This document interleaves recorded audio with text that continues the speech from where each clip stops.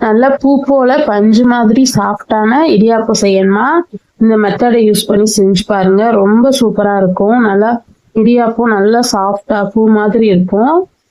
இது செய்யறதுக்கு நம்ம 1 கப் அளவுக்கு அரிசி மாவு எடுத்தோம்னா 1.5 கப் அளவுக்கு தண்ணி ஊற்றி கொதிக்க வைக்கணும். நான் இப்ப இந்த டம்ளரால 2 கப் அளவுக்கு அரிசி மாவு எடுத்திருக்கேன். அதனால 3 கப் அளவுக்கு தண்ணி ஊற்றி கொதிக்க வச்சிருக்கேன். இப்ப தண்ணி வந்து நல்லா கொதிச்சிருச்சு. இதுல 1 டீஸ்பூன் அளவுக்கு உப்பு, 1 டேபிள் ஸ்பூன் தேங்காய் எண்ணெய் ஊற்றிக்கோங்க.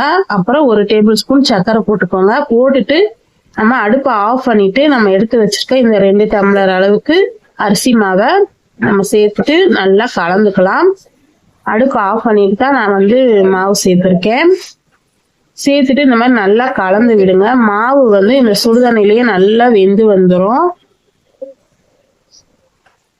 இந்த மாதிரி கை விடாம கட்டியெல்லாம் உடைச்சு விட்டு நல்லா கலந்து விடுங்க. இப்ப இந்த மாவு வந்து நல்லா கலந்தாச்சு. இது வந்து நல்லா இப்ப கொதிக்கும். அதனால ஒரு மூடி போட்டு ஒரு 10 நிமிஷம் அப்படியே விட்டுருங்க. 10 நிமிஷத்துக்கு அப்புறம் எடுத்து நம்ம உருட்டி வச்சுக்கோம். மாவை இந்த மாதிரி உருட்டி வச்சிருக்கேன். மாவு வந்து நல்லா சாஃப்டா சூப்பரா இருக்கும். இந்த மாதிரி நீங்க செய்யும் போது இடியாப்பமும் வெறும் இடியாப்பம் சாப்பிடவே அவ்வளவு டேஸ்டா நல்லா வாசனையா இருக்கும். நம்ம தேங்காய் எண்ணெய் எல்லாம் ஊற்றி செஞ்சிருக்கிறதுனால. இப்ப இடியாப்ப உலத்துல மாவை வச்சுட்டு நான் எப்பயுமே இட்லி தட்டுல தான் இடியாப்பம் புளிஞ்சு விடுவேன். இதுனா அழகா இட்லி மாதிரி ஆள் பண்ணணும்னு வச்சிடலாம். பார்க்கவும் அழகா இருக்கும் பூ மாதிரி. அதனால இந்த மாதிரி நீங்க புளிஞ்சு எடுத்துக்கோங்க. புளிஞ்சு எடுத்துட்டு தண்ணி வந்து இட்லி பானையில நல்லா கொதிக்கணும். கொதிக்கும் போது இந்த இடியாப்பம் வச்சுட்டு கரெக்டா ஒரு 7ல இருந்து 8 நிமிஷத்துலயே இடியாப்பம் நல்லா பஞ்சு மாதிரி வெந்து வந்துடும். இதுக்கு வந்து நீங்க தேங்காய் பால் ஊத்தி கூட சாப்பிடலாம், சக்கரை போட்டு. இல்லைன்னா தேங்காய் துருவல் போட்டு சக்கரை போட்டு பால் ஊத்தி சாப்பிட்டாலும் ரொம்ப சூப்பரா இருக்கும்.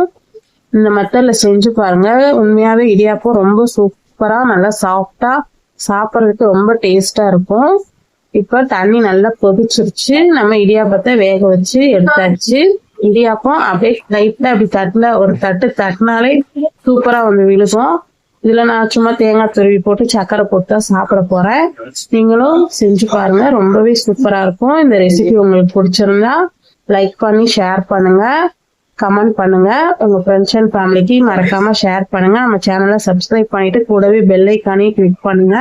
அப்பதான் நான் போடுற வீடியோ உடனே நோட்டிபிகேஷன் வரும்.